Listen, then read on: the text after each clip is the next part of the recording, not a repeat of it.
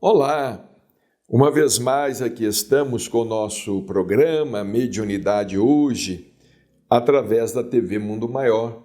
E como sempre, o nosso carinho, o nosso abraço, a nossa gratidão a você pelo seu prestígio ao nosso programa e a toda a programação da TV Mundo Maior.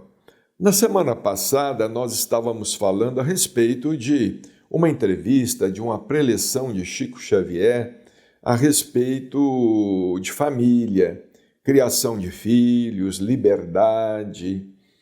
Estávamos falando a respeito de uma entrevista concedida por ele a uma nossa irmã de Araguari, Ondina, que já desencarnou.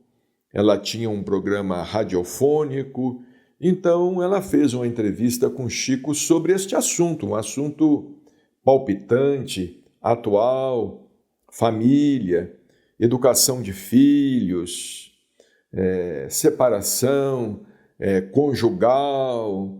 E Chico fez diversas considerações e ele foi veemente em suas palavras, ele foi muito direto, e direto como quase sempre não era costume dele, não é? A tratar de determinados assuntos. Nós vamos ver hoje o final da entrevista, as suas derradeiras palavras à nossa irmã Ondina sobre esse problema de criação de filhos, de crianças, não é? E de traumas que as crianças possam receber, etc. E aqui a determinada altura, quase encerrando as suas considerações, Chico disse assim, despedindo-se, ele disse assim: um abraço a todos os companheiros e que me perdoem a inflexão de voz, que ficou parecendo carregada de ressentimento, quando isso não acontece. Aí Ondina disse: não, Chico, suas palavras foram valiosíssimas. E Chico acrescentou: apenas estou falando com veemência sobre assuntos que me trazem, porque Chico era procurado sempre com esses assuntos, não é? Filhos, problema, separação de casais, traição e tóxico, jovens se entregando às drogas, ao álcool, etc., desavenças familiares por questões de herança, etc. Aí o Chico disse assim: olha, apenas estou falando com veemência sobre assuntos que me trazem. E ele colocou entre parênteses: este me é empregado com muita vontade de um nós estar na frente. Mas às sextas e sábados eu ouço habitualmente, nas 2 noites, 500 a 800 pessoas, quando não passam de 1000. Chico dizendo: olha, eu ouço aqui, nas sextas e sábados, 500, 800 pessoas, às vezes mais de 1000 pessoas, sendo que 60% nos trazem problemas perfeitamente evitáveis. É o que está lá no capítulo 5º de O Evangelho segundo o Espiritismo, não é? As chamadas provas voluntárias, não é?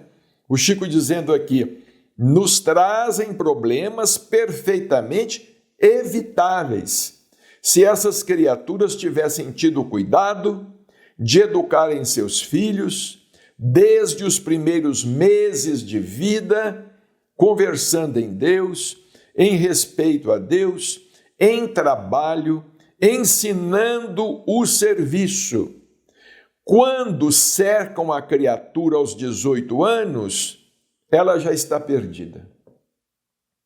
E de fato, às vezes nós erramos assim, porque queremos dar aos nossos filhos o melhor, queremos dar aos nossos filhos excesso de conforto, queremos dar aos nossos filhos e netos o que não tivemos, o que não recebemos, e às vezes erramos justamente aí, nesse aspecto, porque não queremos que as nossas crianças lutem, tenham que trabalhar, tenham que estudar, tenham que se submeter a determinadas disciplinas, permitimos que as nossas crianças tratem mal os funcionários em casa, ou tratem mal os colegas, nas escolas. Hoje em dia está muito em voga aí o chamado bullying, E o bullying nas escolas. Interessante que em muitas escolas os professores não tomam medida nenhuma, os diretores não tomam medida nenhuma, umas crianças maltratam as outras, humilham as outras na frente de toda a classe, às vezes, porque pertencem a famílias ricas, a família bem postadas socialmente, Se é que possa haver alguém bem postado socialmente, qual que é essa nossa concepção de alguém bem postado socialmente, É uma concepção habitualmente toda errada, toda equivocada. Então, as escolas não tomam medida. É por isso que nós estamos vendo, Certa vez lemos algo muito interessante, dizendo que hoje nós temos muitos professores, porém poucos educadores, Que a era dos educadores parece ter passado. O que hoje temos nas escolas são professores que se limitam a transmitir informações, mas não se preocupam com a formação, Quando sim também papel da escola, muito diz que não é papel da escola, que é só papel do lar, que é só papel da família. Não, a criança vai à escola para ser educada, e a educação em todos os sentidos, Como os espíritos nos dizem, a educação é um conjunto de hábitos adquiridos. Educar uma criança não é só alfabetizá-la, é muito mais do que isso. Se a educação se limitar à alfabetização, A educação ela fica muito a desejar. Ela não pode, não deve se limitar à alfabetização, à informação. Pelo menos é o que se espera, O maior educador da história nós podemos considerar Jesus Cristo. Ele era chamado de mestre e ele educava, Ele ensinava, ele educava, ele exemplificava, ele amparava, ele socorria, ele estava sempre do lado do mais fraco. Tanto é assim que os seguidores de Jesus eram chamados de filhos do Calvário, Eram os filhos do Calvário, eram os pobres de espírito, Eram chamados pobres de espírito e mais tarde filhos do Calvário, Então veja bem o que o Chico disse assim: quando cercam a criatura aos 18 anos, ela já está perdida. Isso é o problema da família, dizia Chico. Agora, não tem nisso nada de sexo. Não falei nada sobre sexo. Então Chico disse assim, olha, não estou falando nada sobre sexo. Estou falando sobre a educação em geral, porque sexo é psicológico. Olha o que o Chico disse. Quer dizer, sexo não é tanto físico, não é tanto a forma física, não é genitália, né? Sexo é psicológico. Cada um tem o seu impulso, a sua vida. Aqueles que se casaram se comprometeram. São como pessoas que assinaram uma escritura. Eles têm também os seus deveres para com seus companheiros ou suas companheiras. O sexo é psicológico. O sexo é mental. Agora, a pessoa trabalhando e se dispondo a cumprir os seus deveres, ela tem a sua vida sexual regularizada, com a aprovação da sua própria consciência. É o que nós temos visto na atualidade, né? Tanta diversidade, né? Ou diversidade, tanta diversidade sexual, não é? E que nós, na doutrina espírita, costumamos generalizar. Não é? Alto lá, por favor, isto aí demonstra falta de conhecimento doutrinário, ou no mínimo, isso aí é um conhecimento doutrinário muito superficial. Falar que alguém reencarnou num determinado sexo, num corpo que não considera seu, porque no passado abusou disso, fez aquilo outro. Nós não podemos generalizar essa questão, né? No passado fez isso, fez aquilo outro, quando nós outros, né, que nos consideramos estar no corpo corretamente, temos uma vida mental diferente. Às vezes não agimos de determinada maneira por falta de oportunidade ou porque não temos coragem de enfrentar o convencional, o convencionalismo. Mas vejamos o que o Chico disse aqui. A pessoa trabalhando e se dispondo a cumprir os seus deveres, ela tem a sua vida sexual regularizada com a aprovação da sua própria consciência. Porque o trabalho dá a essa criatura a liberdade condicionada ao dever cumprido para que ela possa viver, porque o sexo não é só procriação. Realmente, não é? Não é só procriação, não é? A experiência sexual é uma experiência, deve ser uma experiência afetiva, amorosa, etc. Quando a Escritura diz, crescei e multiplicai-vos, não é só do ponto de vista físico. Nós estamos preocupados no mundo, bem como os governos estão preocupados com os milhões de pessoas que estão nascendo. E há hoje uma inclinação muito grande para o planejamento familiar. Vejamos, foi em 1982, não é? O Chico dizendo, crescei e multiplicai-vos, mas também nos valores espirituais. Crescer e multiplicar não é só na reprodução, na procriação, não é?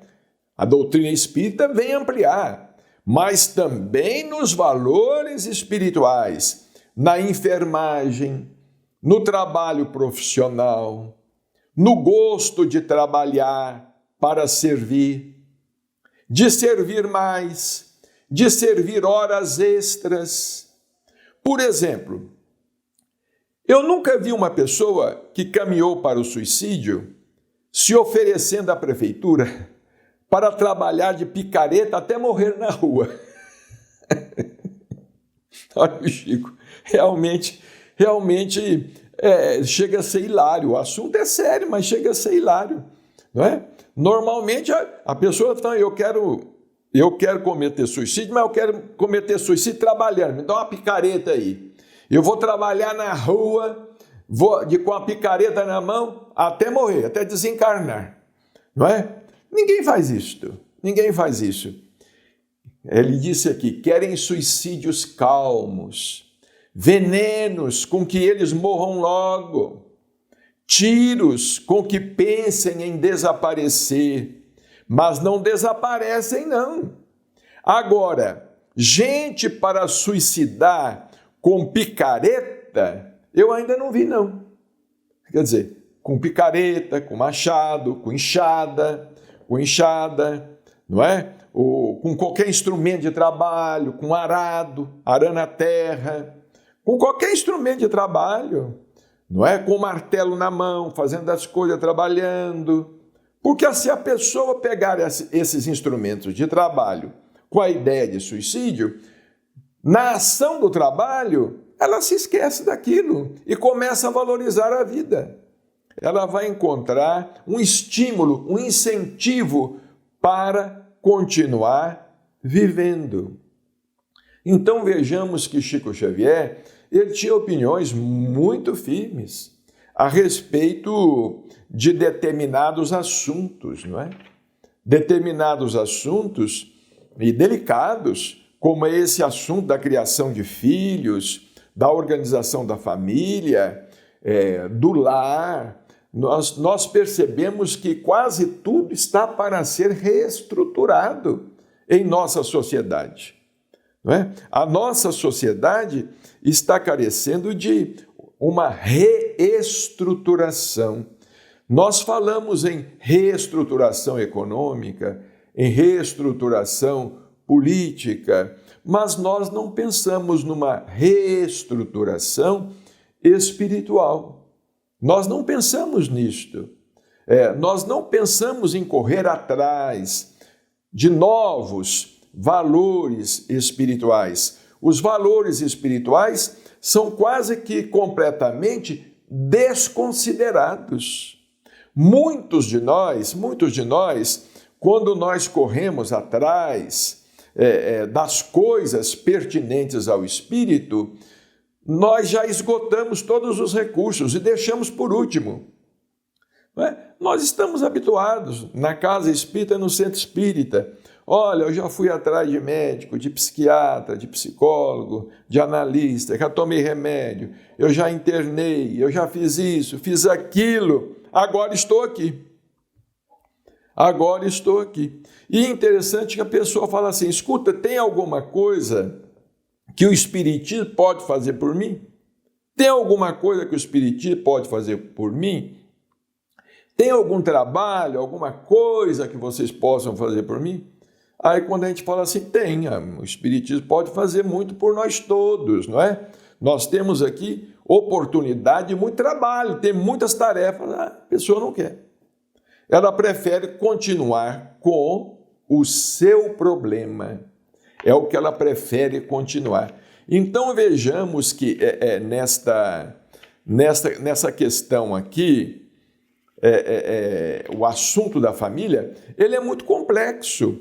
O Chico disse aqui no começo dessa entrevista, nós deixamos esse começo da entrevista, a Ondina disse assim, que estava fazendo um curso sobre família e que o curso envolvia toda a problemática familiar.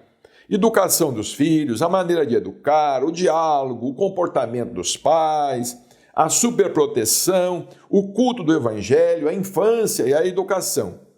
Ela falou com o Chico. Aí o Chico disse assim, sem dúvida, Ondina, nossos assuntos neste particular se desdobram em diversas direções. Acredito que em cada aula vocês encontrarão tantas nuances a respeito da formação da família, da educação da criança, da educação dos pais, do preparo do homem e da mulher para a responsabilidade da família, assunto que naturalmente despenderá muito tempo, porque nós sabemos que isso não acontece de uma hora para outra. Não é? Essa questão da educação, da reeducação, da formação, isso não é de uma hora para outra. Esse assunto é um assunto seríssimo em nossa sociedade e é um assunto que precisa ser realmente tratado dentro de casa, por cada família, mas também deve ser tratado nas escolas. porque as escolas devem se preocupar com a formação. A escola é o segundo lar, não é? A escola é onde, habitualmente, a criança passa a maior parte de seu tempo útil ou de seu tempo desperto, né? Porque quando a criança volta para casa, ela já chega cansada, vai para a televisão, ou hoje vai para o celular, não vai mais para a televisão, né? Vai para o celular e fica até altas horas da noite. Aí o Chico continua assim: eu pediria a você para destacar um ponto que sempre me preocupou nas questões da família. Aí ele volta a reafirmar: é o ponto do amor possessivo, porque a família é uma reunião de espíritos afins e não afinizados entre si. Olha que coisa interessante. A família é uma reunião de espíritos afins, não é? Afins no reajustamento, afins na reparação, afins no entendimento. Não é uma reunião de espíritos afinizados entre si, para determinadas finalidades que, no fundo, são os recursos do nosso próprio aperfeiçoamento. A gente acha que na família é a reunião só de espíritos afinizados. Então, o Chico faz uma distinção: espíritos afins e espíritos afinizados. Espíritos afins somos todos nós, não é? Estamos juntos uns com os outros, não é? Essa afinidade que podemos ter, esse objetivo comum que devemos ter de entendimento, de compreensão, de resgate de dívidas passadas. É por isso que temos dentro de casa irmãos que não combinam uns com os outros. Não são espíritos afins, não são espíritos afinizados. São espíritos afins, mas não afinizados. Afinizado é outra coisa. São espíritos alinhados. Espíritos alinhados, na mesma sintonia, não é? Os mesmos sentimentos. E às vezes, dentro de casa, os filhos são inimigos uns dos outros. Os irmãos são inimigos uns dos outros. Isso acontece às vezes até entre o casal.